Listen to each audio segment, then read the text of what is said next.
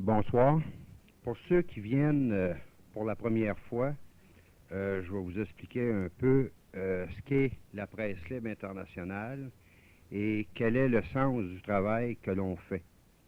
L'Agence internationale de la presse libre est uniquement axée sur le journalisme d'enquête économique, politique, militaire et médicale à l'échelle internationale. Le but, c'est la libre circulation de l'information, surtout celle passée sous silence par les médias d'information officiels et touchant plus particulièrement la mise à découvert de tous les différents mécanismes établis en fonction de l'instauration d'un gouvernement mondial, aussi appelé Nouvel Ordre mondial ou Conspiration du Nouvel Âge, prévu par les Nations unies pour l'été de 1999. En tant que journalistes d'enquête, nous fonctionnons à l'agence uniquement à partir de documents officiels et autres, recueillis dans différents pays avec l'aide d'autres journalistes. Ainsi, nos rapports et nos conclusions ne sont jamais basés sur des théories ou des révélations de quelque source que ce soit. Nos méthodes d'enquête et de vérification sont rigoureusement scientifiques et nos découvertes sont toujours vérifiées dans leur exactitude avant toute publication. Vu l'ampleur du drame à la veille de s'abattre sur l'humanité, tout spécialement sur les nations de l'Occident chrétien, parce que c'est ce qui est en cause à l'heure actuelle avec la formation d'un gouvernement mondial, ça ne touche pas nécessairement la Chine ou d'autres parties de l'Asie, ça touche plutôt avec la communauté économique européenne et avec ce qui se passe au niveau du libre-échange en Amérique, les nations de l'Occident chrétien originellement. Nous encourageons la formation à l'échelle nationale et internationale de réseaux parallèles d'information et d'échanges de tout ordre afin d'éviter la disparition, l'anéantissement même de toutes les valeurs occidentales, telles qu'on les a connues à venir jusqu'à aujourd'hui.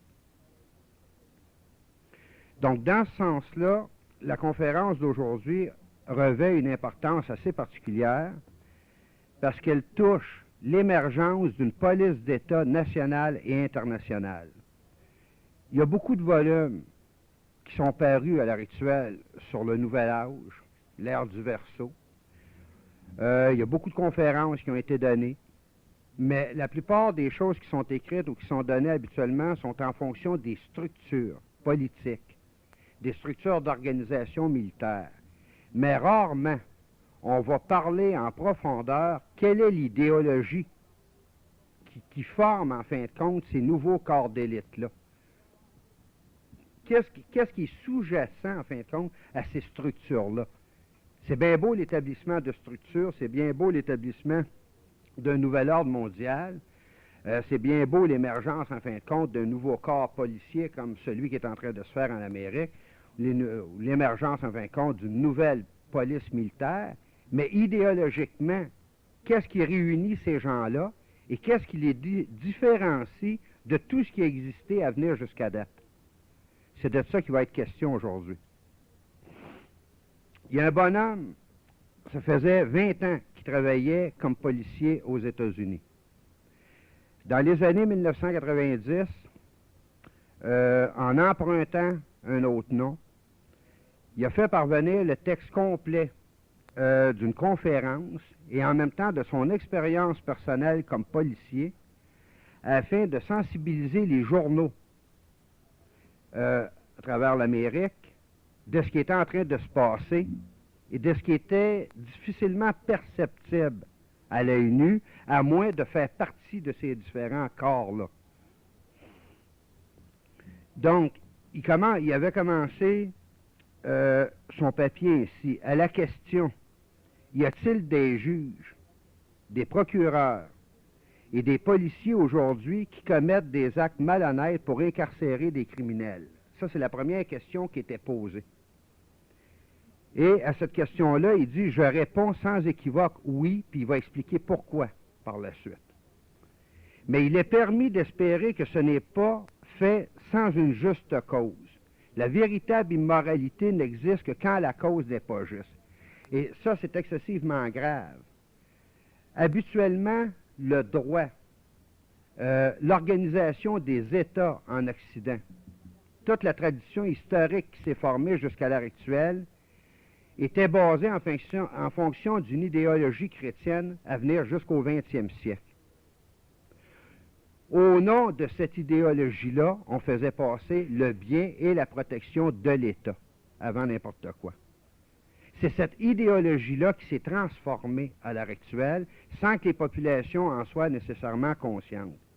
Et ce qu'il dit ici est très important, là, ce qu'il dit, la véritable immoralité n'existe que quand la cause n'est pas juste. À partir de ce moment-là, comme ça va être développé, il va démontrer que la nouvelle idéologie qui se trouve à être celle d'un nouvel ordre mondial est l'idéologie qui doit passer avant n'importe quoi et qui peut permettre à n'importe qui faisant partie du pouvoir judiciaire et militaire, pouvant leur permettre de perpétrer quelque acte criminel que ce soit au nom de cette idéologie-là, parce que le but visé, la cause visée, elle est juste. Et c'est un changement complet par rapport à tout ce qui existait dans notre tradition historique. Il dit, après plus de 20 ans de service à mes compatriotes américains, j'ai réalisé ce qu'était la réalité. C'est-à-dire qu'il a réalisé tout d'un coup quelle était la réalité dans laquelle il vivait. La vérité est qu'aujourd'hui, plusieurs juges, avocats et officiers de police sont des dévots de la religion de l'humanisme séculier. Donc, il y en a beaucoup qui se demandent, ils disent, ouais, ben écoute, on entend parler du nouvel âge, on entend parler d'un nouvel ordre mondial, mais c'est quoi ça au juste? Justement, la base idéologique de tout ce qui va composer le nouvel ordre mondial est à la base d'un humanisme basé essentiellement, centré essentiellement sur le culte de l'homme, rien plus loin que ça, même pas un pouce à côté. C'est la déification de l'homme en tant que centre de l'univers, en tant que Dieu, en tant qu'autosuffisance et étant au-dessus de tout ce qui existe dans l'univers. C'est la philosophie de base de l'humanisme séculier ici. Que s'il y en a pendant le cours de la conférence qu'il y a des termes que vous ne comprenez pas ou je n'ai pas assez bien expliqué, gênez-vous pas, interrompez-moi, je vais vous les expliquer au meilleur de ma connaissance. Le policier continue en disant « Certains de nos membres, la plupart à cause de la peur, n'admettront pas que ce nouvel humanisme est une religion. Ils ont peur d'être traités comme les soi-disant chrétiens ont été traités sous la doctrine de la séparation de l'Église et de l'État. Une telle peur serait fondée si on était il y a 15 ou 20 ans. Ce n'est plus le cas aujourd'hui. La raison étant que les collègues au niveau des corps policiers et militaires sont pour la plupart en contrôle des agences et des organisations, et là, ils nomment toute une série de noms, comme le département de la justice, ainsi de suite, aux États-Unis. En d'autres mots, ce qu'il est en train de dire, il dit, il y a 15 ou 20 ans, alors que l'idéologie chrétienne aux États-Unis était dominante et que ceux qui contrôlaient les différents paliers du gouvernement, du militaire, du judiciaire, de la police, les différents ministères gouvernementaux avaient une formation chrétienne. Ils disaient, il y a 15-20 ans, OK, ces gens-là, on pouvait avoir peur de montrer ouvertement qu'on ne croit plus à ces choses-là, que nous autres, on croit fondamentalement et uniquement à l'humanisme. Mais aujourd'hui, il dit, c'est plus le cas parce qu'on a beaucoup de bonhommes qui croient à la même chose que nous et qui ont des postes importants. Bien qu'à première vue, ceci semble injuste, ce ne l'est pas. Mais permettez-moi de poursuivre et je crois que vous allez parvenir à une pleine compréhension de ceci, ainsi que de plusieurs autres faits importants.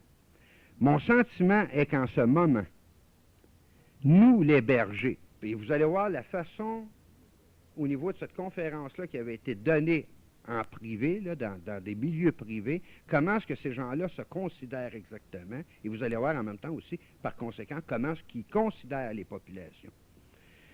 Nous, les bergers, devons ouvrir les yeux de nos troupeaux et choisir plus en profondeur ceux que nous ne pouvons emmener au 21e siècle. Tous ceux qui nierait que notre religion, et lorsqu'il parle de religion, il parle de l'humanisme, il parle de rien d'autre à côté. Tous ceux qui nieraient que notre religion n'est pas une religion valide devraient retourner faire leur devoir. La Cour suprême des États-Unis a décidé que c'était une religion. Il y a quelques années, dans des cas de causes célèbres comme la cause de Torcaso, Arbenton et d'autres causes, la Cour a statué que la croyance dans l'humanisme, le rejet de l'idéologie chrétienne était une religion aussi acceptable que la religion chrétienne pouvait l'être. C'est ce qu'il veut dire ici. C'est là la croyance et non pas le corps, les principes ou le culte qui semblent être l'essence de la religion. Elle explique de plus que la croyance fait référence à une certaine vision universelle de la vie, du monde et de l'humanité.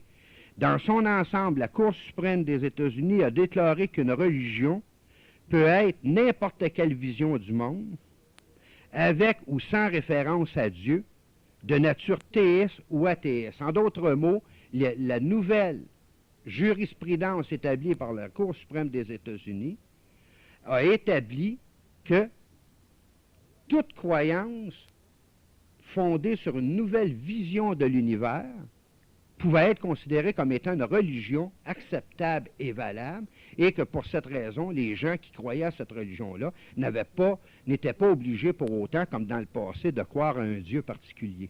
Et ça, c'est un gros changement, vous allez voir plus loin pourquoi. J'espère que ceci aide les autres à comprendre notre foi. Il parle de la foi en l'humanisme. Néanmoins, ceci n'est bien sûr pas le point principal de mon discours. Je souhaite traiter des abus auxquels font face les policiers qui souscrivent, consciemment ou non, aux tenants moraux de notre religion en ce qui a trait à l'éthique et à la morale. En d'autres mots, ce qu'il est en train de dire, c'est qu'à un moment donné, les policiers, de plus en plus nombreux aux États-Unis, qui adoptaient cette manière de penser, au niveau d'une croyance uniquement dans l'humanisme, sans référence à un Dieu quelconque, étaient victimes de ségrégation ou de menaces ou de quoi que ce soit de la part de leurs chefs qui, eux, avaient encore une idéologie chrétienne. Partout au pays, nos dévots endurent d'horribles discriminations aux mains d'une faction très hypocrite de la société, c'est-à-dire les chrétiens. Et vous allez être surpris, mais qu'on arrive à la fin de tout ce rapport-là, de voir exactement qu'est-ce qui se passe sans que personne soit réellement au courant, parce que rien n'est dévoilé nulle part, tout est fait d'une manière cachée. Cette discrimination survient comme nous, humanistes, exerçons nos croyances religieuses et appliquons notre morale, disons, au travail. Pourtant, d'autres officiers peuvent à loisir appliquer leur morale et croyances individuelles, et ce, sans aucune protestation. Ceci est indéniablement de la discrimination. Heureusement, notre religion humaniste affiche le plus haut taux de croissance de dans toute l'histoire, et la nouvelle génération à l'intérieur du système judiciaire, incluant les policiers qui souscrivent à de saints principes d'humanisme, sont maintenant dans des postes administratifs, ce qui profite à tous. En d'autres mots, c'est que il y avait une époque où la majeure partie des cadres policiers, des cadres militaires, des cadres judiciaires, en fin de compte, soit au niveau des avocats de la couronne, au niveau des juges, au niveau du ministère de la Justice, qui étaient d'essence chrétienne. Ce qui est en train de dire, c'est que plus on avance, plus cette mentalité chrétienne est en train de disparaître, donc on subit de moins en moins de discrimination, on a de plus en plus de force, et vous allez voir dans quel but et pourquoi qu'il dit ça. Ceci nous donne en effet du pouvoir et est un peu plus pour notre camp. Pourtant, il y a toujours trop de discrimination contre un des principes les plus importants de notre religion qui s'appelle l'éthique de situation. Vous entendez parler souvent d'éthique professionnelle, d'éthique dans tel ou tel secteur. On devrait avoir une éthique quelconque. Pourtant, une éthique qui est un code de morale par rapport à certaines frontières à ne pas dépasser, comme il y en existe en médecine, comme il y en existe dans d'autres cadres professionnels. Les codes d'éthique étaient toujours basés dans le passé sur des valeurs chrétiennes.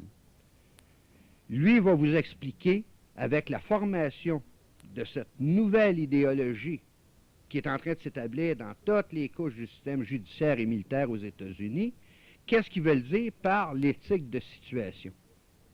Qu'est-ce que c'est leur éthique à eux autres, leur morale, en fin de compte? Si on veut, c'est exactement la même chose. Le principe de l'éthique de situation, c'est-à-dire de morale, permet à l'individu de se concentrer correctement sur le but qu'il veut atteindre.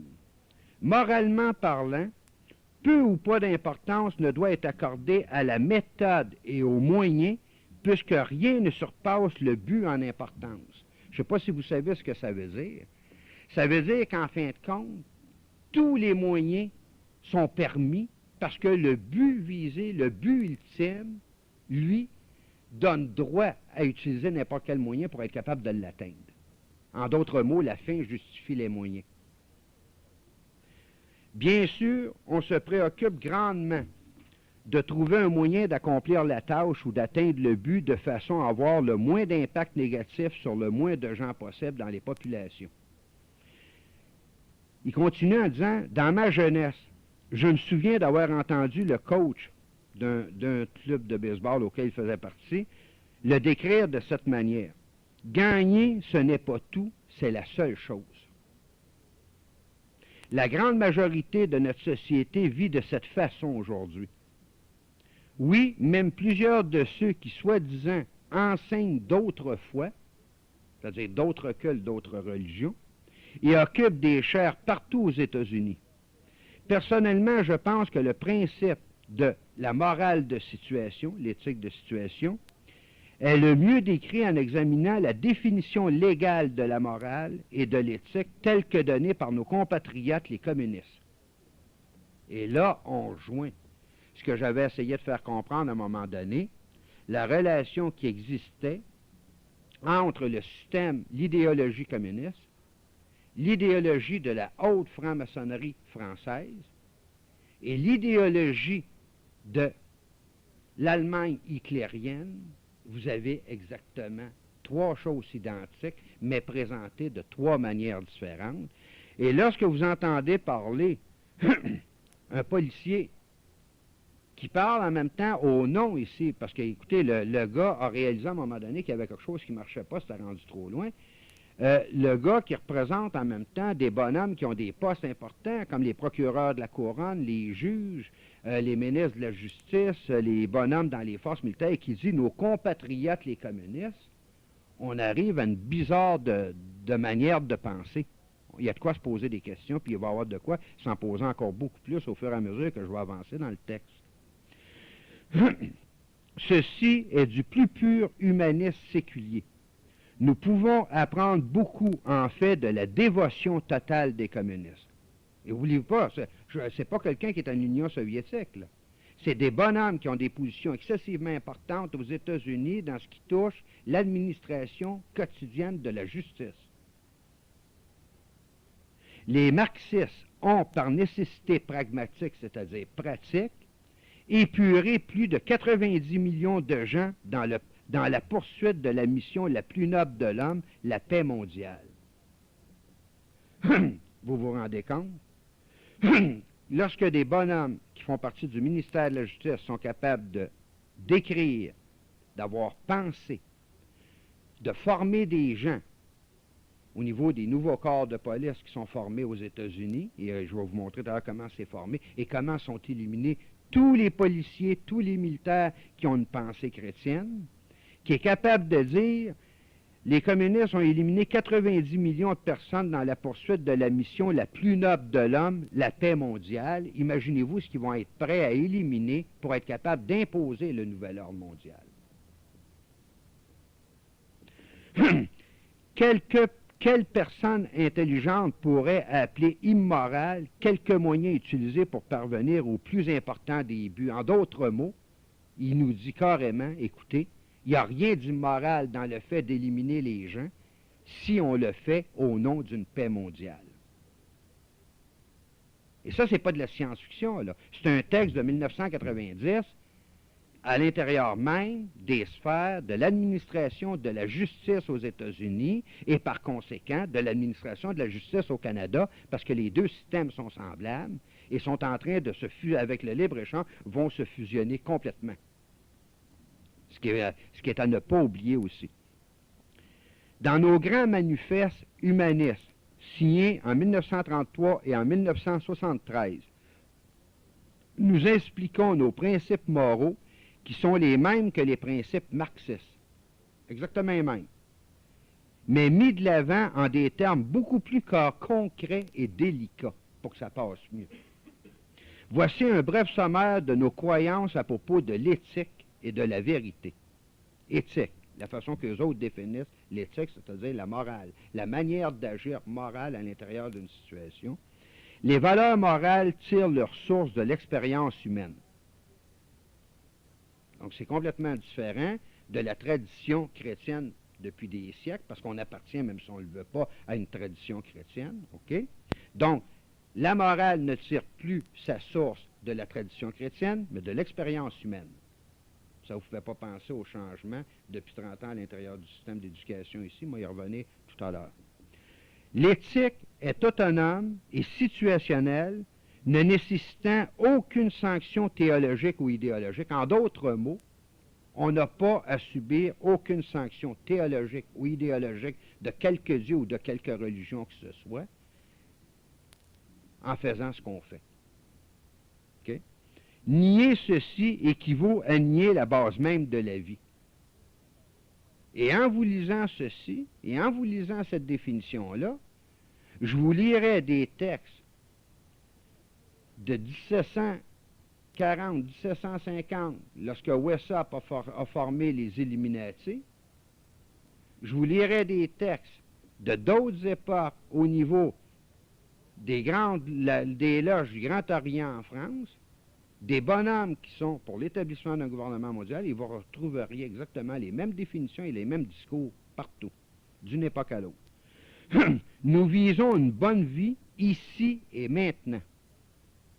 Donc là, vous avez le sens, la définition et le but visé par un nouvel ordre mondial et, en d'autres mots, l'établissement d'une paix mondiale, d'une bonne vie ici et maintenant. Le reste ne nous intéresse pas et n'existe pas. C'est ça qui est dit. Autorité et vérité. Donc, la définition que les autres en donnent, nous rejetons ces caractéristiques de la morale religieuse traditionnelle qui nie aux êtres humains la totale appréciation de leur potentiel et responsabilité. En d'autres mots, toute forme de morale religieuse, quelle qu'elle soit, toute forme d'idéologie religieuse, quelle qu'elle soit, toute forme de croyance en une divinité quelconque, est à rejeter si elle ne permet pas à l'homme de réaliser son plein potentiel et ses plans de responsabilité. C'est ça qu'il est en train de dire. Et c'est l'essence même de ce qu'on appelle aussi le nouvel ordre mondial. Donc, il y en a qui vont avoir des chocs s'ils s'imaginaient qu'un nouvel ordre mondial, c'est quelque chose de bien beau, de bien extraordinaire pour tout le monde. Vous allez voir que ce n'est pas exactement ce que les gens pouvaient en penser. Les religions traditionnelles offrent souvent du réconfort aux humains, mais souvent aussi, ils empêchent les humains de s'aider eux-mêmes ou de vivre leur plein potentiel. Juste cette phrase-là est exactement en carbone les phrases exactes et les mêmes phrases qui ont été utilisées il y a 30 ans lors de la Révolution tranquille au Québec pour balancer par-dessus bord tout ce qui pouvait exister comme système d'éducation et autres. Exactement les mêmes phrases qui avaient été employées il y a 30 ans pour ceux qui s'en rappellent, en disant les religions traditionnelles offrent souvent du réconfort aux humains, mais souvent aussi ils empêchent les humains de s'aider eux-mêmes ou de vivre leur plein potentiel. Donc on doit se débarrasser de tout ce qui existe comme religion, comme on a fait ressortir à un moment donné au niveau de l'éducation dans les écoles ici, sous prétexte que ça empêchait les enfants de se développer librement. Exactement la même chose ici. Et ça, c'est un texte à l'intérieur des milieux judiciaires en 1990 aux États-Unis. Nous ne pouvons découvrir aucun but divin et aucune providence pour l'espèce humaine.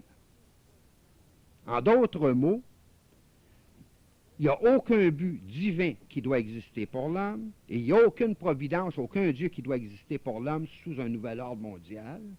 Et ceci fait partie de l'enseignement de la nouvelle police d'État Et les nouveaux militaires ou les gens des services secrets et ainsi de suite, en tout cas, je vais vous passer tous les différents organismes tout à l'heure, pour ceux qui font partie de ces organismes-là, c'est la manière de penser, c'est la formation idéologique qu'ils reçoivent. Les humains sont responsables de ce que nous sommes et de ce que nous allons devenir. En d'autres mots, l'homme n'est redevable de ses actions et de son futur qu'à lui-même et à rien d'autre dans l'univers. Aucun Dieu ne va nous sauver, nous devons nous sauver nous-mêmes. Et ça, c'est pas moi qui le dis, là. Je suis en train de vous parler de ce qui forme l'idéologie de base de la nouvelle police d'État, des nouveaux militaires à travers l'Amérique et ailleurs dans le monde, qui sont ceux qui, justement, vont appliquer les lois des Nations Unies pour l'établissement d'un nouvel ordre mondial.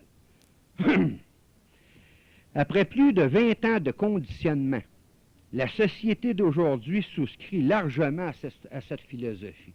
Qu'est-ce qu'il veut dire, en fin de compte? En d'autres mots, ça fait 20 ans qu'à travers le cinéma, la mode, les revues, les nouveaux systèmes d'éducation, les nouvelles manières de penser, qu'on conditionne les populations de l'Occident justement à cette manière de penser. Et si vous regardez les résultats à l'heure actuelle autour de vous, bien, vous devez voir que ces résultats-là ont été exactement atteints.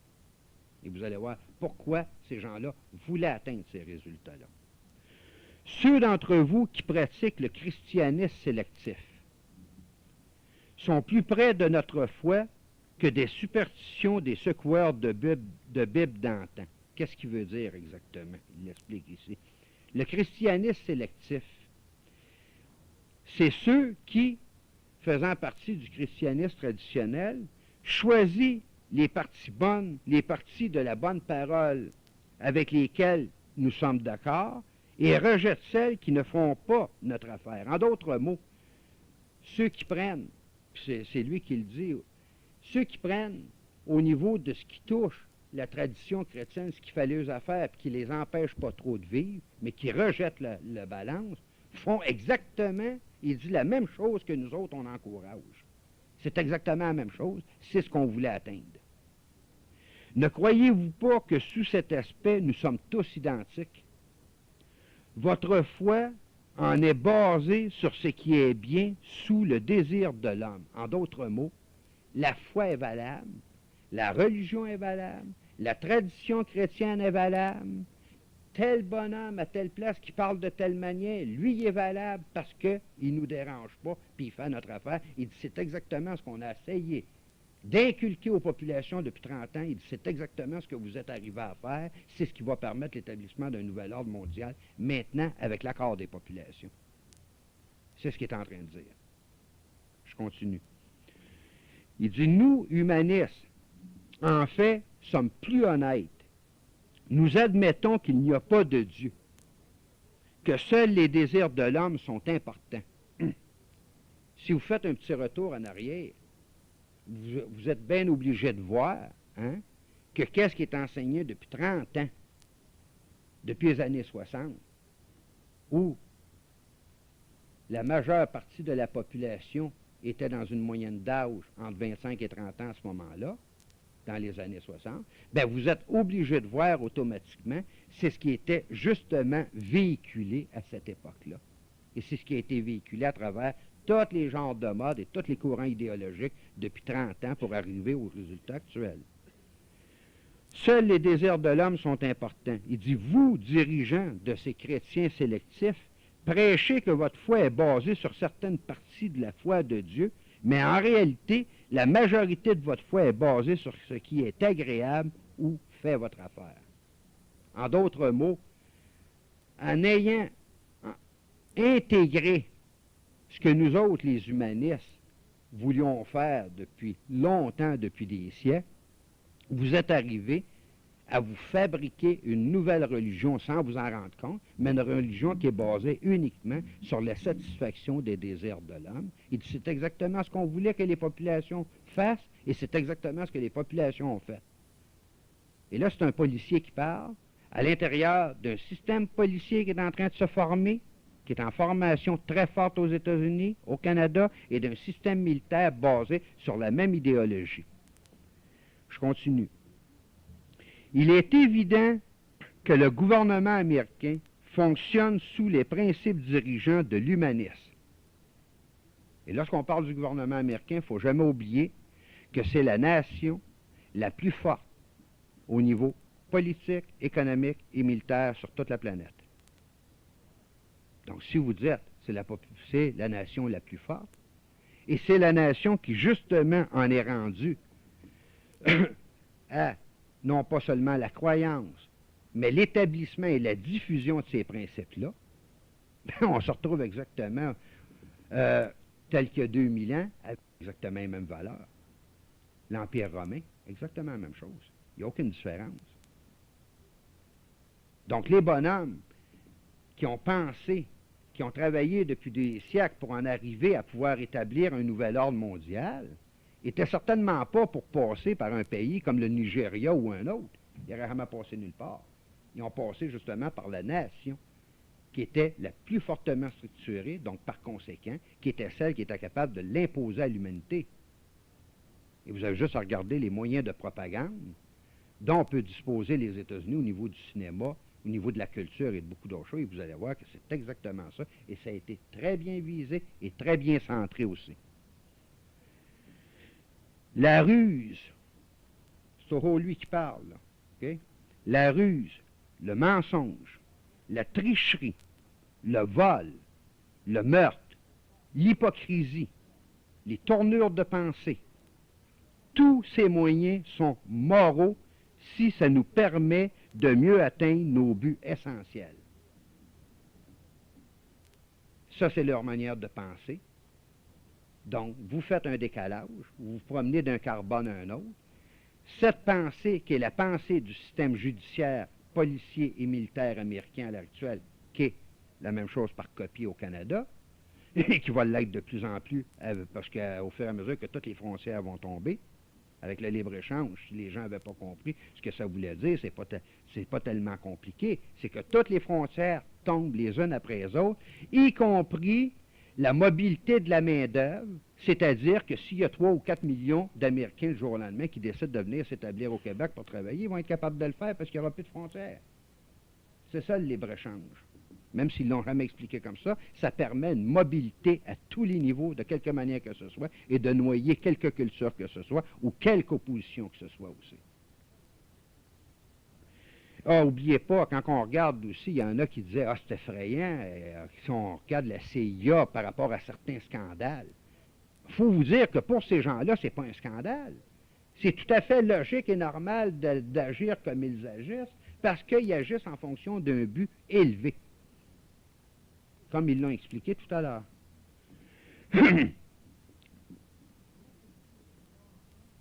Je recommence cette phrase-là, là.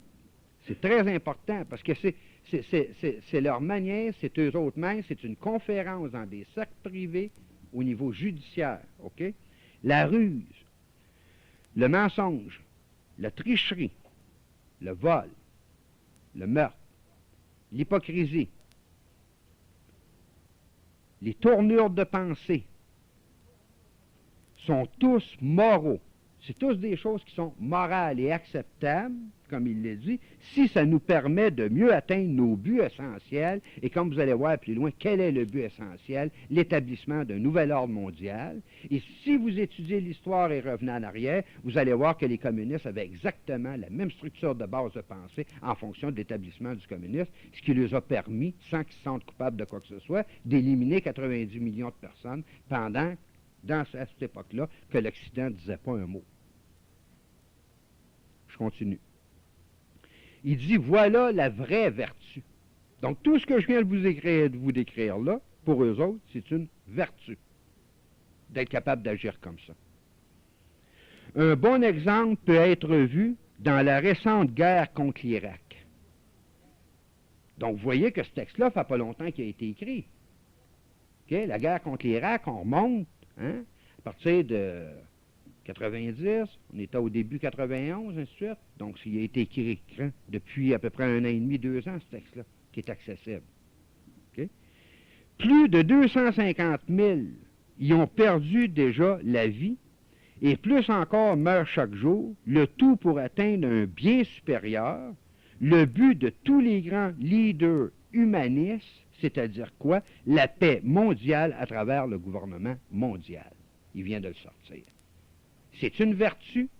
On peut éliminer des nations, on peut éliminer des peuples entiers si c'est fait en fonction d'atteindre l'établissement d'un nouvel ordre mondial pour le bien de tous, parce que nous, on a décidé, en fin de compte, que c'était le bien de tous, même si les gens ne sont pas d'accord avec. S'ils ne sont pas d'accord avec, c'est parce qu'ils n'ont pas compris que c'était leur bien. C'est ça le nouvel ordre mondial, pour ceux qui ne le savaient pas. C'est ça, en fin de compte, l'âge du Verseau, qui est à la veille d'être établi sur toute la planète à partir de l'été 99, qui a été décrété, date décrétée par les Nations Unies, c'est pas moi qui l'ai inventé.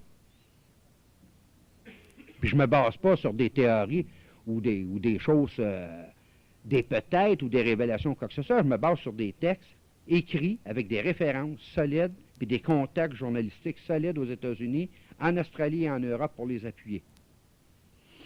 Donc, je fais un autre paragraphe, puis on prend un petit break de 5-10 minutes. Je continuerai après. À moins que vous vouliez que je continue tout d'un coup, ça risque d'être lourd.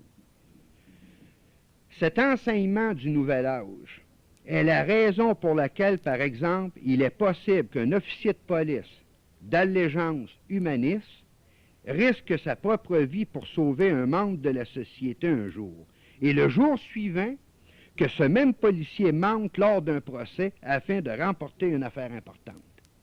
En d'autres mots, ce qu'il est en train de dire, c'est qu'une journée, un policier risque sa vie pour sauver quelqu'un, d'accord, en fonction de protéger la société, mais le lendemain, il va dans une cour de justice, il va consciemment mentir avec l'accord de l'avocat de la couronne à cause du but plus élevé au niveau de la société. Ça, c'est normal, c'est une vertu. Ça serait une contre-vertu, et pour eux autres, en fin de compte, on revient à des bizarres de valeurs, hein, mais inversé. Ça serait pour eux autres une espèce de péché contre le nouvel ordre mondial que de ne pas agir comme ça. Ceci ne doit pas être considéré comme étant immoral, étant donné les standards éthiques, éthique, ça veut dire moral, OK, les standards moraux,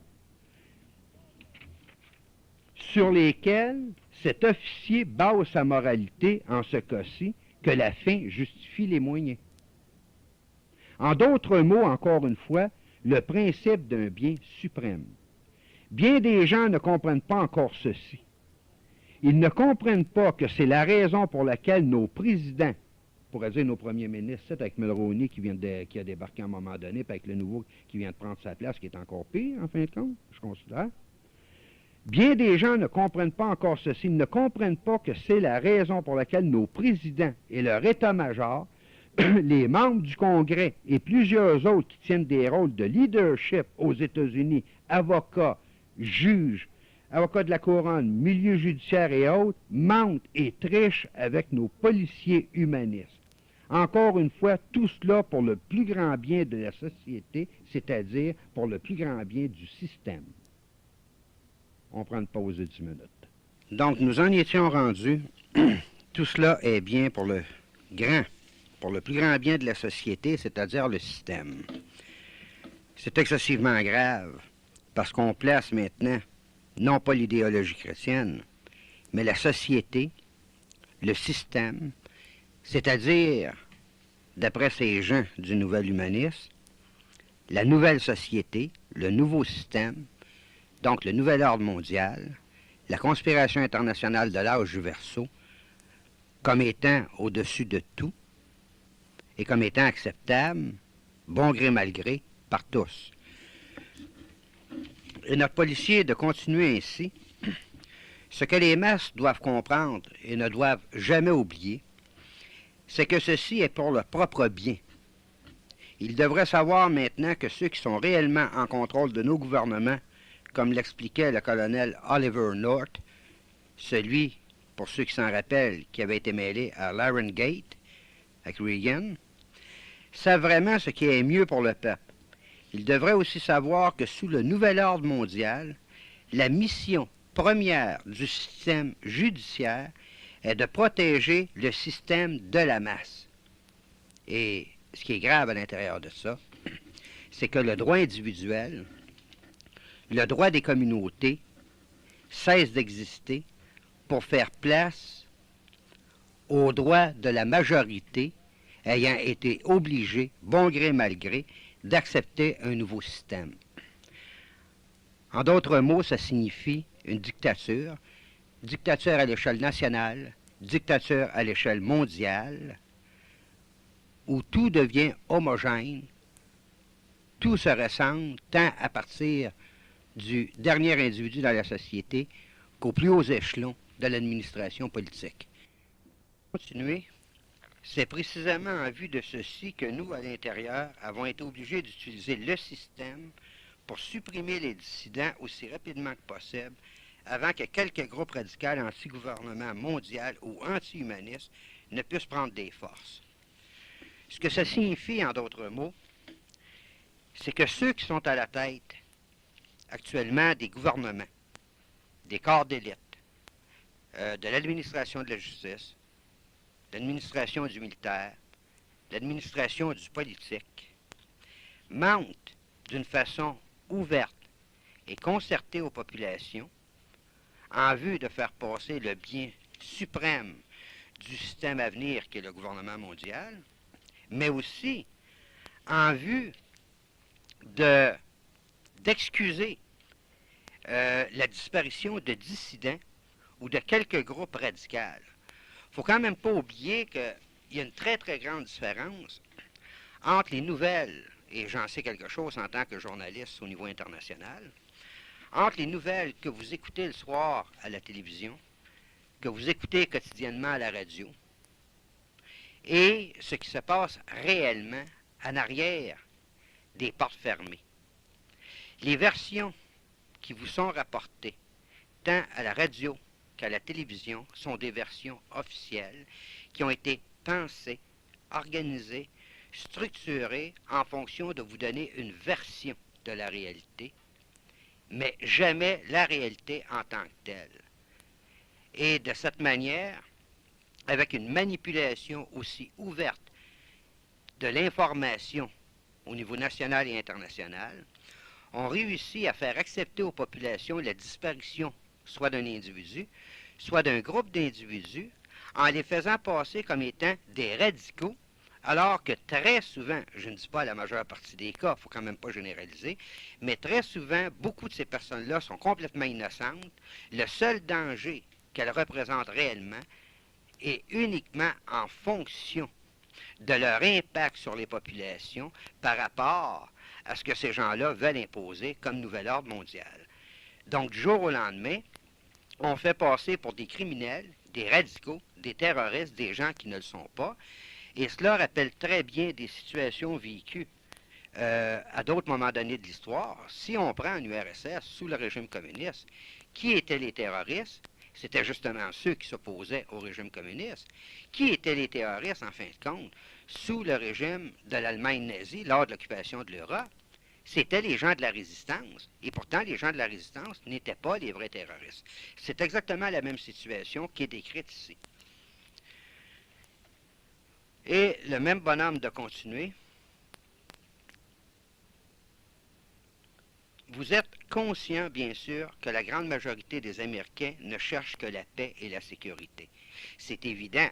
Après un 30 ans de monopolisation et, en fin de compte, de lavage de cerveau au niveau des populations, pour leur enseigner et leur dire, écoutez, ce qui est important avant tout, c'est la paix et la sécurité.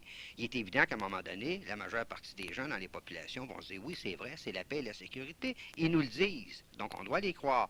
C'est eux autres qui doivent avoir raison, c'est eux autres qui nous représentent. Ils ne se rendent même pas compte qu'ils ont virtuellement fait de leur gouvernement un nouveau Dieu, vers qui ils se tournent pour subvenir à leurs moindres besoins.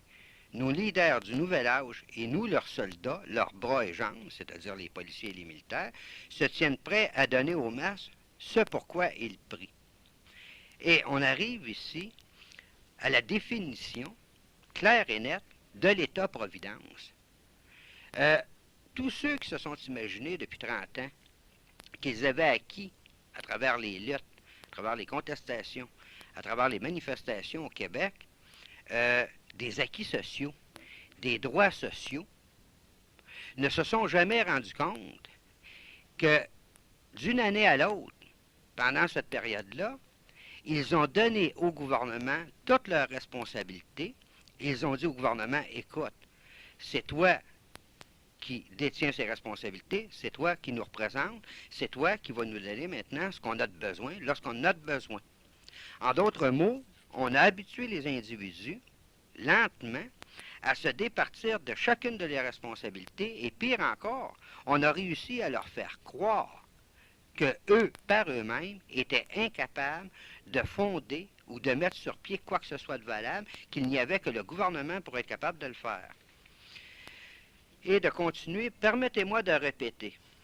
Notre rôle à l'intérieur du système judiciaire aujourd'hui est de protéger le plan, le système. De quel plan est-ce qu'il parle? C'est pas compliqué, c'est le plan de la mise sur pied du gouvernement mondial. Et vers la fin de cette conférence, je vais vous énumérer assez en détail tout ce que ces gens-là ont mis sur pied pour être sûrs de ne pas manquer leur coup.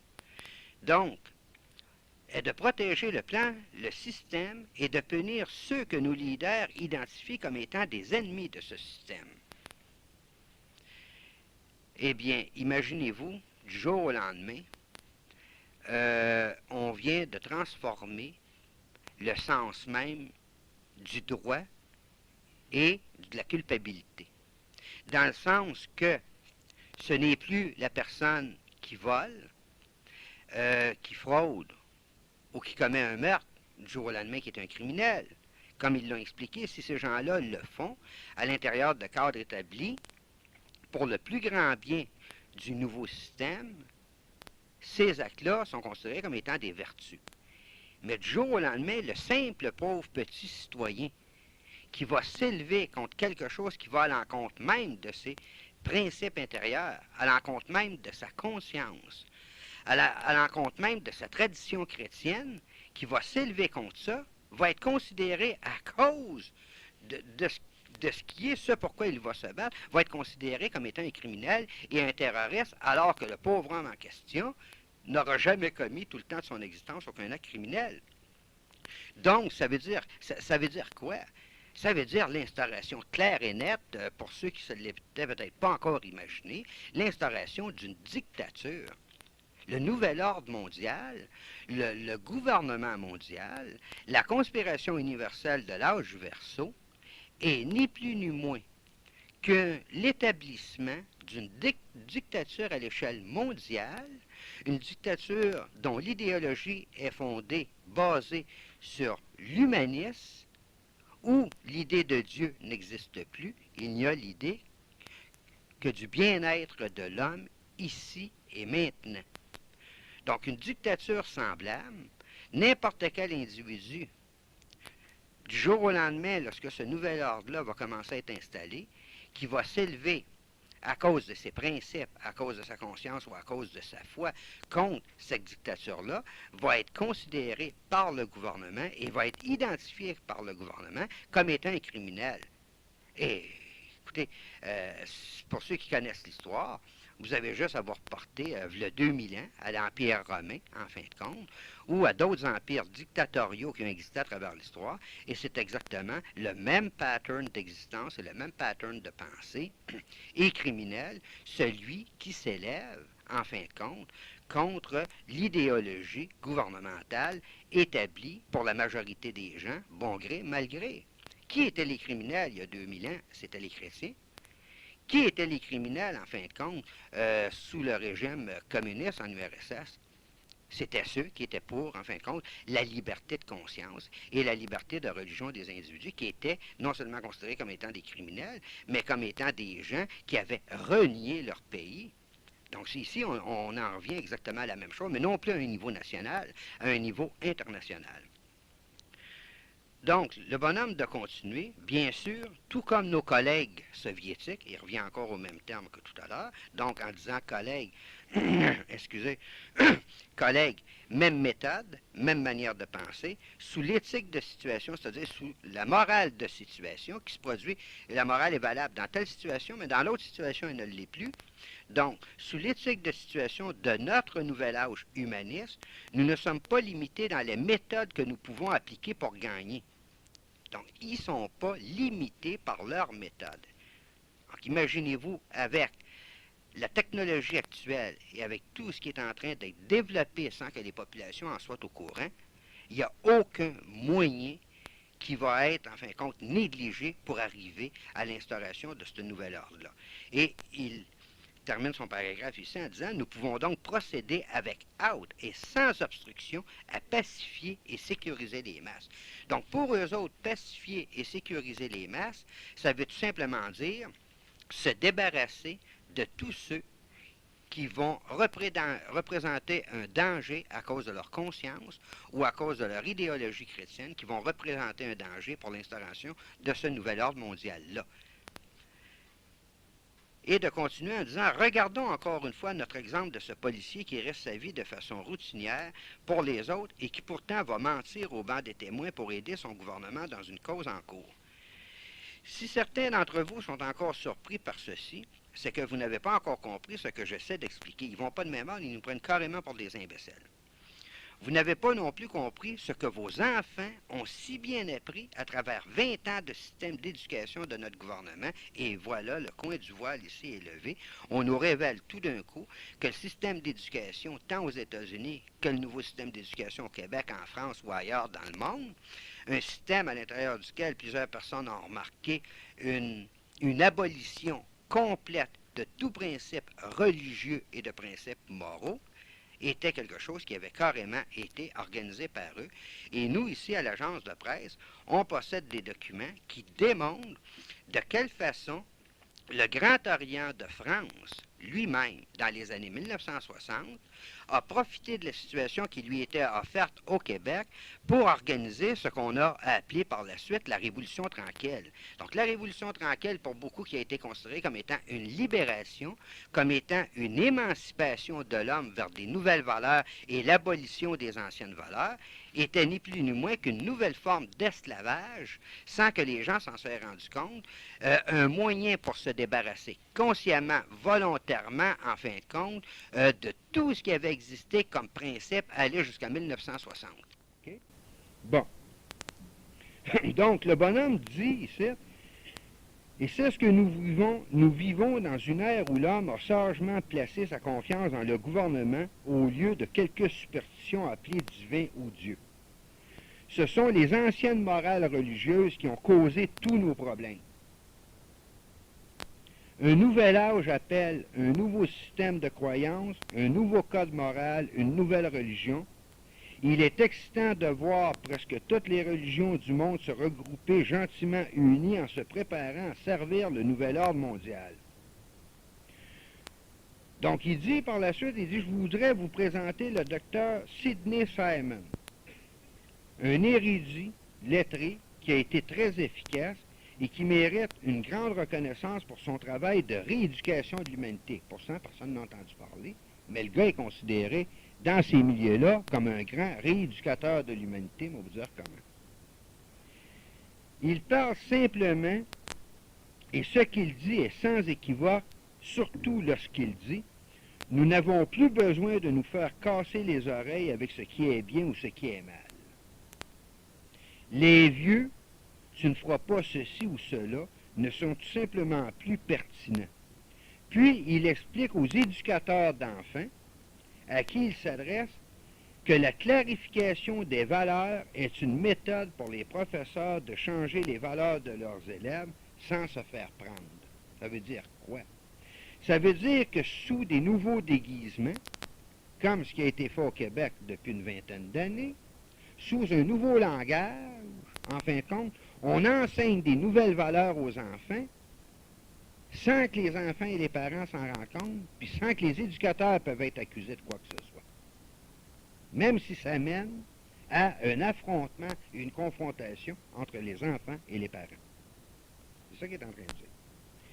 Donc, la clarification des valeurs est un autre terme pour éthique de situation, ce que l'on parlait au début. Un livre utilisé par les éducateurs aux États-Unis, intitulé « Pleurer pour nos enfants », explique que la clarification des valeurs fait partie de la nouvelle moralité. 2 points, ça veut dire quoi? C'est quoi la nouvelle moralité qui est enseignée aux enfants dans nos écoles au Québec, aux États-Unis ou au Canada? C'est correct de mentir, c'est correct de voler, c'est correct d'avoir des relations sexuelles prémaritales, c'est correct de tricher ou de tuer si ces choses font partie de votre système de valeurs et que vous avez clarifié ces valeurs pour vous-même. Ce qui est important, ce ne sont pas les valeurs que vous choisissez, mais que vous les ayez choisies librement par vous-même et sans pression de vos parents, époux, prêtres, amis ou sociétés de quelque type. C'est assez intéressant comme définition. Ça ne correspond pas à notre système d'éducation. Alors, regardez les livres à l'heure actuelle que vos enfants ont dans les écoles primaires ou secondaires, à l'heure actuelle au Québec ou aux États-Unis ou ailleurs, et vous allez voir que tout le système d'enseignement est exactement basé là-dessus. Vous êtes libre, vous avez des droits, c'est vous qui choisissez, puis si vous choisissez d'être telle chose ou d'être de telles tendances, c'est acceptable parce que vous l'avez choisi. Exactement ça. Sans que personne s'en soit rendu compte. Ce sont de tels proposants de ce nouvel humanisme dans les écoles du gouvernement, les professeurs, que nous devons remercier pour avoir remodelé les valeurs de ces futures générations. On continue. Quand la loi nationale des garderies sera adoptée, là on parle des États-Unis, ici on a un système de garderie, OK? Ce sera un grand jour pour les humanistes et les proposants de la paix mondiale. Pourquoi? Parce qu'il dit, nous pourrons accomplir une fois pour toutes lorsque nous aurons l'attention des enfants en âge préscolaire de 6 à 9 heures par jour. Il dit, regardez ce que nous avons déjà accompli avec les groupes plus âgés de la jeunesse américaine. En d'autres mots, les systèmes de garderie qui existent sont en fonction de donner une éducation purement humaniste, sans aucune valeur morale, sans aucune valeur traditionnelle aux enfants, afin de les préparer intérieurement à l'acceptation d'un gouvernement mondial. Et s'il y a des gens qui se demandent comment ça se fait, par exemple, excusez, que l'émission Passe partout, que tout le monde pratiquement a regardé au moins une fois à la télévision, a été si populaire, c'est parce que cette émission-là était basée exactement sur les mêmes valeurs, dont la valeur du jeu, pour rendre tout acceptable. Et c'est tellement vrai qu'on a fini à fabriquer une génération complète de jeunes que si quelque chose n'est pas présenté d'une certaine manière, elle n'est plus acceptable. Il faut que ça soit présenté par le jeu, mais on n'est plus capable d'accepter la réalité telle qu'elle est parce que la réalité fait peur. On a pratiquement créé des schizophrènes en puissance, des gens qui se fabriquent une autre réalité à côté de celle qui existe vraiment. Comme j'y ai déjà fait allusion, cette nouvelle société basée sur la déité de l'homme, la déification de l'homme est un dieu, nécessitera un nouveau type de policier. Il ne va pas de même ordre. C'est pas moi qui l'ai écrit. Un de nos éducateurs m'a dit il y a quelques semaines, les religieux américains d'antan n'en croiraient pas leurs yeux de voir les changements que nous nous sommes permis. Elle avait raison car après tout, James Madison a dit, nous avons misé le futur de la civilisation américaine non pas sur le pouvoir du gouvernement, loin de là. Nous avons misé le futur sur la capacité de tous et chacun d'entre nous de nous gouverner nous-mêmes, de nous soutenir nous-mêmes, et ainsi de suite. Et on dira après ça que le nouvel âge, le gouvernement mondial qui est en préparation, est bon pour tous. Ceci est un nouveau jour et nous avançons rapidement vers le 21e siècle. Je créerais, hein? On arrive en 94, il reste 6 ans. Les Américains ne désirent plus assumer les responsabilités de se gouverner eux-mêmes. Heureusement pour eux, il y a toute une nouvelle génération de leaders et de gens au gouvernement très dédiés à s'occuper d'eux, même s'ils ne veulent pas, en d'autres mots. Bon, on va terminer sur la main-d'œuvre policière. Laissez-moi pour un instant vous entretenir de la question de la main-d'œuvre policière. Comme les citoyens abandonnent par peur de plus en plus de leurs droits, de plus en plus de policiers sont nécessaires afin de superviser les activités de la population, afin que cette population demeure sécuritaire et paisible. En d'autres mots, OK, ce qu'il est en train de dire, c'est que plus que les citoyens abandonnent leurs responsabilités personnelles au gouvernement, plus qu'on fabrique l'État-providence, plus il y a de troubles dans la société. Pourquoi? Il y a de plus en plus de troubles, parce que les gens se départissent de plus en plus de leurs propres responsabilités. Ben, par conséquent, plus les gens ont besoin, dans cette même société, de plus en plus de policiers pour se protéger. Il y a 30 ans, il n'y a pas besoin autant de policiers que ça. Pourtant, la population est quasiment aussi importante. Il y a de quoi se poser des questions. Qu'est-ce qui s'est passé à l'intérieur de 30 ans? Que ça prend plus de policiers aujourd'hui que ça en prenait le 30 ans. Il y en a qui vont parler du progrès, ils vont parler des nouvelles valeurs, et ainsi de suite. Non, écoutez, il ne faut tout de même pas charrier. On parle ici, c'est ce qui est écrit, qu'on a habitué les gens à se départir de leurs responsabilités pour les remettre au gouvernement, mais si les gens ne prennent plus leurs responsabilités, bien, à ce moment-là, il y a plus de problèmes. S'il y a plus de problèmes, bien, ça demande plus de policiers pour s'occuper de ces problèmes-là. C'est ce qu'il est en train de dire. Qui aurait pensé, il y a 100 ans, que l'intégration de la peur de pratiquement tout, la peur de tout, serait la réponse à l'établissement du nouvel ordre mondial? Qui aurait pensé à ça? C'est lui qui l'écrit. Le mérite de ces innovations revient aux libres penseurs de la dernière génération d'avoir réussi le coup de maître, okay, le coup de maître, de faire en sorte que la peur serve de mécanisme de base pour permettre n'importe quoi sur le dos des populations. La vieille génération, connue comme des officiers de la paix ou des serviteurs du peuple, n'aurait pas si rapidement adopté ou intégré ce nouvel ordre des choses. C'est vrai, ça. Les gens, là, d'autres générations, n'auraient pas accepté un nouvel ordre de valeurs aussi rapidement que ça. Qu'est-ce qui a fait que les gens l'acceptent sans rien dire à l'heure actuelle? C'est ce qu'il dit. Heureusement, cela n'a pas posé trop de problèmes, vu qu'ils sont rapidement remplacés par attribution naturelle, c'est-à-dire la mort ou la retraite. Il n'en restera plus aucun d'ici 7 à 8 ans. Si je prends la date à laquelle le document a été écrit, ça veut dire que d'ici l'an 2000, il n'en restera plus aucun. C'est-à-dire que tous ceux qui avaient des anciennes valeurs, ou des valeurs morales, ou des valeurs traditionnelles, OK, n'auront plus aucun poste clé dans le gouvernement, le militaire ou le judiciaire en l'an 2000. C'est ça que ça veut dire. L'élimination va avoir été faite sans que personne s'en rende compte. Donc, à ce moment-là, l'établissement d'un gouvernement mondial ne pose plus aucun obstacle. Au même moment, les agences de police essaient par nécessité de filtrer les prospects qui croient aux anciennes superstitions religieuses et de ne pas les engager.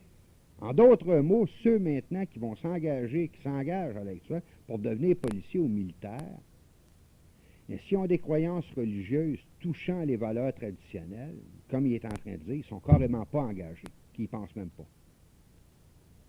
Et c'est pour ça qu'on a changé le système d'éducation pour être sûr que les jeunes qu'on forme depuis une vingtaine d'années sans aucune valeur morale soient des jeunes, en fin de compte, rendus à l'âge de 20 ans, bien qu'ils soient acceptables au niveau des nouveaux corps policiers ou militaires. C'est aussi simple que ça. Ceci doit être fait car les religieux ne feront pas les choses qui leur seront demandées sous le nouveau système. En d'autres mots, il est en train de dire, écoutez, si c'était pas comme ça, on aurait des moyens problèmes, parce qu'on prend des personnes qui ont une morale chrétienne, on leur demande de faire tes choix à cause de cette morale chrétienne-là, ils ne le font pas. Il faut qu'on ait des gens qui soient prêts à faire n'importe quoi, donc il ne faut pas qu'il y en ait de morale. Il faut que leur morale soit le bien recherché par l'établissement d'un gouvernement mondial, le but ultime qui permet d'utiliser n'importe quel moyen par en dessous. Pour ceux qui restent attachés aux fondamentalistes religieux de l'ancien monde. Ils sont tranquillement mis de côté sous toutes sortes de prétextes, de raisons, avec l'aide du temps ou d'un peu d'ingéniosité de la part des nouveaux dirigeants. En d'autres mots, pour ceux là, qui restent, qui sont en poste, qui ont des valeurs religieuses ou autres, que ce soit dans le domaine de la médecine à l'heure actuelle, du droit ou de n'importe quoi, ils sont mis de côté pour toutes sortes de raisons. Soit qu'ils vont baisser, par exemple, l'âge de la retraite de 5 ans. Pas un cadeau qu'ils font en population si jamais ils baissent l'âge de la retraite de 5 ans. Hein? C'est pour éliminer tous ces gens-là de tous les postes clés qui peuvent exister. Et c'était là. Certains de ces officiers de l'ancien temps se plaignent que ce type de discrimination est anticonstitutionnel et immoral, mais nous savons qu'ils ont tort. Sous l'éthique de situation, toutes les choses sont morales en autant qu'elles avancent vers le but en lettres majuscules, qui est l'établissement du nouvel ordre mondial. Donc, ils ne sont pas retirés pour une quelconque cause diabolique. Ils sont tout simplement retirés car ils sont incompatibles et non fonctionnels pour accomplir les tâches qui seront exigées d'eux. Très mathématique, les affaires. Hein? D'ailleurs, j'ai d'autres documents, là, il va y avoir d'autres conférences, ainsi de suite, puis je vais faire des cassettes en fonction de ça, parce que ça demanderait trop de conférences. Écoutez, on en ferait quasiment une par semaine, puis on ne pourra pas vider le sujet. Ce qui est dit ici, quand je regarde les nouveaux termes économiques qui ont été développés dans les années 90 et dont j'ai reçu des documents de journalistes américains, confirment ce qui est dit ici dans un autre domaine sur la manière de projeter volontairement les populations de l'Occident dans une crise économique fabriquée. Une crise économique fabriquée qui va faire en sorte que, oui, il va vraiment avoir une crise économique pour les populations, mais les grandes entreprises, elles, ne subiront jamais les contre-coups de cette crise-là, comme celle qui s'était faite dans les années 30. Donc, je termine ici en disant, je le répète et je le maintiens, si un policier professionnel doit mentir contre ceux qui menacent la loi et l'ordre, cela est moral. C'est toujours le même bonhomme qui parle ici. La même chose est vraie quand des avocats cachent des preuves ou des témoins à la justice pour gagner leur cause. C'est ça la nouvelle justice, sous un nouvel ordre mondial. On est dedans à l'heure actuelle. Je vais juste finir le texte parce que ma cassette avait de terminer en même temps. Quand un politicien ment pour obtenir un poste ou qu'il marchande pour promouvoir le nouvel ordre mondial, cela est moral aussi. C'est le même policier qui parle. Laissez-moi vous dire ce qui est vraiment immoral. Donc, qu'est-ce qui est immoral pour les gens du nouvel ordre mondial, pour les nouveaux policiers ou les nouveaux militaires? Okay? Qu'est-ce qui est immoral pour eux autres?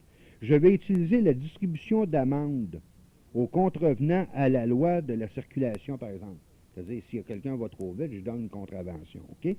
La véritable immoralité, c'est quand 5 bons et loyaux citoyens sur 10 viennent à la barre des témoins, font serment de vérité devant leur Dieu, puis fabriquent des mensonges éhontés dans le but de se débarrasser de leurs amendes. Ceci, nos policiers le voient tous les jours. Ceci n'est pas seulement immoral, mais hautement hypocrite. La malhonnêteté d'un policier aide la société en entier. Si un agent du gouvernement mentait pour ses propres intérêts, ce serait immoral. S'il le faisait pour le bien de l'humanité, ce ne le serait pas, ce serait moral à ce moment-là. Vous imaginez le transfert des valeurs? Et c'est là la leçon la plus importante que je vous apporte aujourd'hui. C'est une chose quand un dirigeant ou un agent du gouvernement a besoin de mentir pour ne pas décevoir la population, mais c'est tout autre chose quand il s'agit d'un citoyen ordinaire de la masse qui mord la main qui le nourrit en mentant à ceux qui, héroïquement, lui amènent le salut dans le meilleur des mondes. On revient quasiment au meilleur des mondes de la Aldous Huxley. Voyez-vous cette importante différence? Il nous prend toujours pour des imbéciles.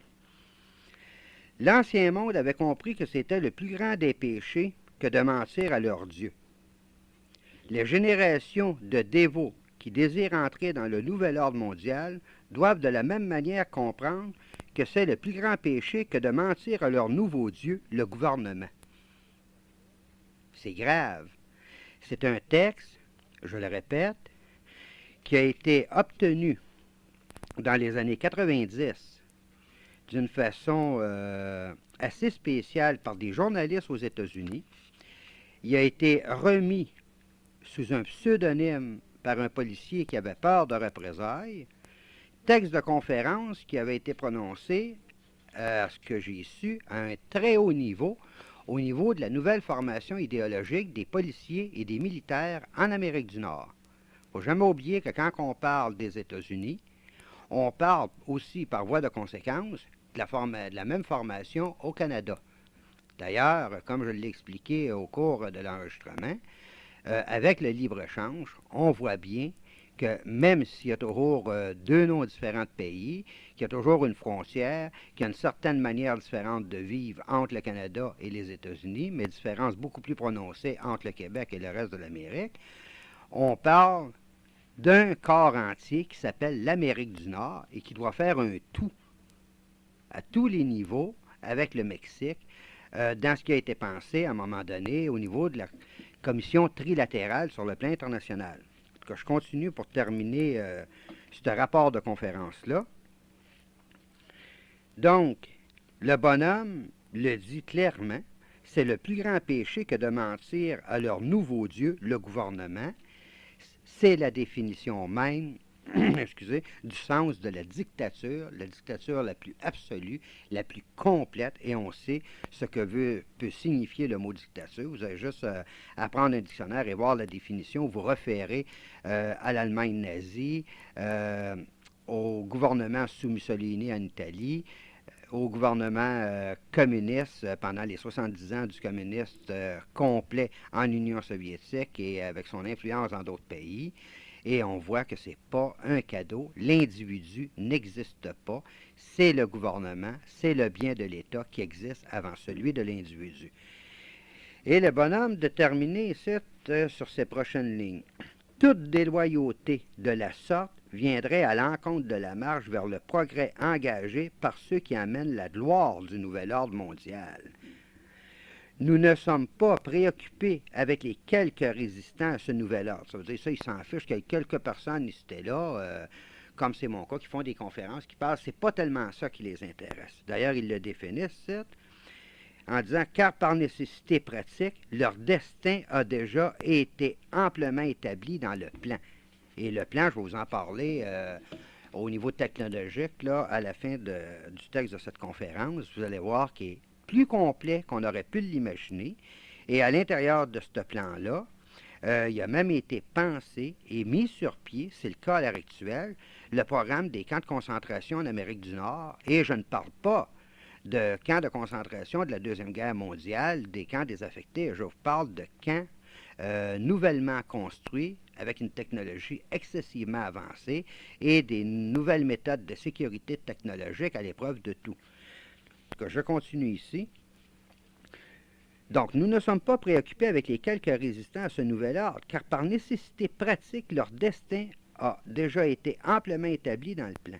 Ce qui nous préoccupe le plus en ce moment, c'est que les masses obéissantes comprennent qu'il est néfaste pour le progrès de suggérer que leurs superviseurs, c'est-à-dire les membres du gouvernement, les membres des Nations unies, se complaisent sous la pression et la futilité de ces superstitions, dogmes et morales désuètes. En d'autres mots, ce qu'il dit, c'est que ce qui est néfaste, en fin de compte, pour les masses obéissantes, la population en général, ce qui serait néfaste pour elle-même, okay, ça serait que s'il y avait des gens à la tête du gouvernement, ou à la tête des Nations unies, ou à la tête des organismes mondiaux, ou à la tête des corps policiers ou des corps militaires, qui croiraient encore ou qui transporteraient dans leur quotidien les croyances au dogme moral de l'Occident chrétien, de ce qui existait pendant 2000 ans, ça serait pour eux autres ce qu'il y a de plus dangereux.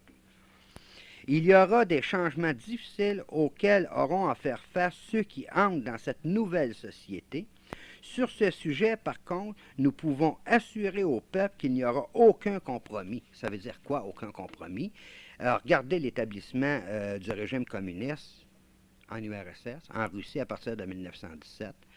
Considérez que, dans l'ensemble, les communistes ont éliminé au moins 90 millions de personnes pour arriver à leur fin. Et ça peut vous donner une idée, de ce qu'il veut dire quand il dit « Nous pouvons vous assurer, nous pouvons assurer au peuple qu'il n'y aura aucun compromis. » Et il termine en disant « Merci de m'avoir écouté, que la bénédiction du nouvel ordre vienne rapidement sur vous, par Rupert Orpheus, pseudonyme. » Donc, que la bénédiction du nouvel ordre vienne rapidement sur vous, ben, ça réfère directement, pour ceux qui s'y connaissent un peu au niveau des loges maçonniques, que la bénédiction, en fin de compte, du grand Dieu universel ou chose semblable, ou que la force soit avec vous, ce qui a été véhiculé dans des films au cinéma, c'est exactement la même chose. Une nouvelle entité universelle à laquelle, en fin de compte, on devient totalement obéissant. Et pour ceux qui sont de croyances religieuses, bien, cette nouvelle entité universelle qu'on va imposer à l'humanité, à la tête d'un gouvernement mondial, s'appelle carrément l'Antéchrist. Je ne suis pas ici en tant que journaliste pour parler soit de moralité ou parler de religion, ce n'est pas mon travail. Mon travail est un travail de journaliste d'enquête à l'échelle internationale. Et ce que je vous ai rapporté à l'heure actuelle, et ce que je vais vous rapporter pour terminer la conférence, est basé sur des documents écrits. Ce n'est pas ma pensée personnelle, ce sont des documents qui parfois ont été obtenus avec beaucoup de difficultés de la part de journalistes américains, dont plusieurs ont risqué leurs emplois, leur sécurité et même certains leur vie pour arriver à avoir de tels documents. Donc, ce ne sont pas des choses imaginées ou des choses lancées en l'air comme ça du jour au lendemain. Donc, dans la nouvelle technologie, ce qu'on appelle la technologie de pointe, qui va être utilisée et qui a commencé à l'heure actuelle à être utilisée pour en arriver à un contrôle absolu de toutes les populations sur la planète.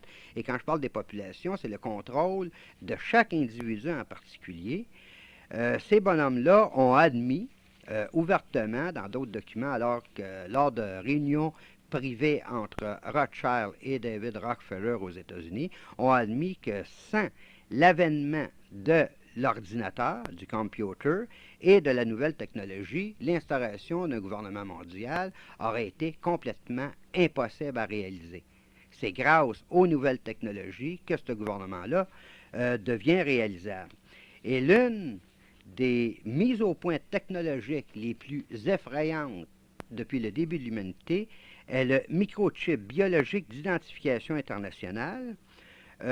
Pour donner une petite idée, en fin de compte, de ce que peut être le microchip, c'est une unité, une puce électronique qui n'est pas plus grosse qu'un grain de riz, renfermant une information incalculable sur l'individu qui en aurait été implanté et qui est prévu pour être implanté sous la peau sur chaque individu au moment de l'instauration de ce nouvel ordre mondial. On dit ici, d'après les documents qui m'ont été envoyés des États-Unis, en ce moment même, en 1993, une compagnie américaine, la Destron IDI du Colorado, fabrique et annonce ses puces électroniques d'identification ID Chips, globalement via Infopet et d'autres distributeurs nationaux et internationaux. Ces puces, pour l'instant, sont utilisées pour retracer, contrôler et identifier les vaches, les moutons, les chevaux, les porcs, les chiens, les chats, les oiseaux, les poissons et tout produit manufacturé. Actuellement, ce nouveau système se répand à la vitesse de l'éclair sur toute la planète. Ici, il m'a été envoyé des documents vidéo et des photos qui prouvent hors de tout doute l'existence de cette nouvelle technologie-là. Aujourd'hui, le numéro d'assurance sociale se compose d'une série de 9 chiffres. On parle des États-Unis. Selon d'autres informations reçues, ce système sera bientôt remplacé avec l'aide des nouveaux ordinateurs par une série internationale de 18 chiffres numériques à cristaux liquides qu'on appelle le Mesh Block, MESH-BLOCK,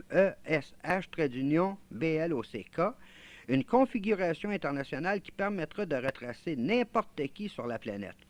Cette nouvelle série de 18 chiffres sera divisée en 3 parties, c'est-à-dire 3 séries de 6 chiffres chacun. Au moment où vous entendez ces informations, ces implants de puces électroniques sont aussi appelés transponders, sont partout répandus sur la planète pour le contrôle de l'industrie animale. Un transponder c'est un récepteur émetteur radio ou radar activé pour la transmission par la réception d'un signal prédéterminé. Il y a une cassette complète qui est faite à l'intérieur sur ce sujet-là, avec aussi des photos et des documents de presse pour ceux qui seraient intéressés de se la procurer. Vous n'avez qu'à nous écrire à l'agence de presse libre, à case postale 177 Magog, J1X 3W8 ou au numéro de téléphone suivant 514-981-7322. Donc, pour continuer ici, excusez, les autres moyens utilisés dans ce contrôle-là, c'est la surveillance technologique nationale et internationale. Il y a une série de 5 cassettes qui va être faite dans les prochaines semaines et qui va être disponible à partir de janvier 1994. On parle ici de surveillance au laser et câble-vision, les nouveaux permis de conduire, la nouvelle carte d'assurance maladie, États-Unis et Québec, surveillance électronique des autoroutes et nouvelles technologies intégrées dans les automobiles sans que les individus en soient conscients, le nouvel espionnage électronique par le téléphone sans fil, le téléphone cellulaire, les dossiers d'appel téléphonique, le micro clandestin, le système électronique pour porte de garage, les répondeurs téléphoniques et les boîtes vocales, les padgets, les enquêtes sondages téléphoniques et la carte de points zéleux, les disquettes d'ordinateur, le United Postal Service, le Federal Express Service et le service des postes, les caméras vidéo, numéro d'assurance sociale nationale et internationale, dossiers scolaires, dossiers médicaux, dossiers d'impôts et de services sociaux. C'est pas pour rien à l'heure actuelle qu'on est en train et qu'on a commencé à fabriquer de pures pièces une crise économique pour forcer les gens, malgré eux, à se diriger vers l'aide sociale parce que c'est un moyen légal qui ne paraît pas pour aller chercher une information complète sur tous les individus qui auraient été pratiquement impossible à obtenir autrement. Contrôle technologique du cerveau à distance, champs électromagnétiques, terminaux de vidéo et jeux vidéo, micro-ondes, désinformation militaire et civile, le projet Pandora de la CIA en 1976, le contrôle par micro-ondes de basse intensité et complications biologiques, les nouvelles armes électromagnétiques. À part ces informations-là que l'on a reçues, on a des informations concernant la Banque mondiale de conservation de l'énergie, David Rockefeller, réunion du 13 septembre 1987 et le découpage géographique du Québec au profit du nouvel ordre mondial fourni avec carte géographique du plan mondial. Ensuite, il y a le plan technologique pour la chute de l'économie mondiale et l'anéantissement des fortunes individuelles, le nouveau papier-monnaie avec barre magnétique invisible, la disparition des classes moyennes et la nouvelle télématique internationale au niveau du contrôle de l'économie mondiale. Et on vient de finaliser d'ailleurs en 1993, décembre 1993, les accords qui vont permettre le développement tant au niveau de la technologie de pointe que de la télématique au niveau de l'économie pour en arriver à un contrôle semblable. Il y a un document aussi, pour ceux qui sont intéressés, document de 50 pages qui est un dossier de presse. Il est en anglais parce que les articles ont été écrits aux États-Unis dans des journaux officiels et plusieurs dans des journaux religieux concernant la puce électronique d'identification, celle dont je vous parlais au début, le microchip biologique d'identification internationale. Il y a un dossier de presse là-dessus qui peut être obtenu pour ceux qui sont intéressés de l'avoir. La police du Nouvel Âge en Amérique du Nord. Ensuite, il y a l'histoire tragique de la vaccination depuis ses débuts.